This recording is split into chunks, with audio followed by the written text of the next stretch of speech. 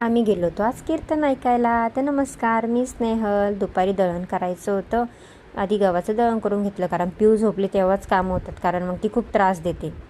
तिला मला प्रत्येक कामामध्ये मदत करायची असती. त्यानंतर 4-4:30 वाजले. मग आपलं चहा घ्यायचा टायमिंग झाला. चहा बनवला, चहा पिले.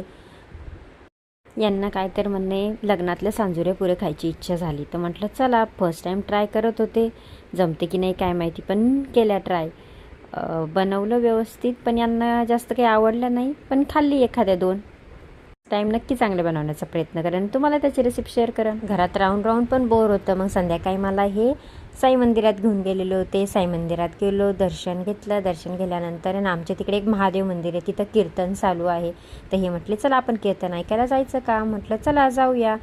तिथं गेलो, कीर्तन ऐकलं तर अजून मन प्रसन्न झालं, छान वाटलं. महादेवांचं दर्शनही घेतलं आणि असा संपला आमचा दिवस. चला बाय, भेटूया नेक्स्ट व्हिडिओमध्ये.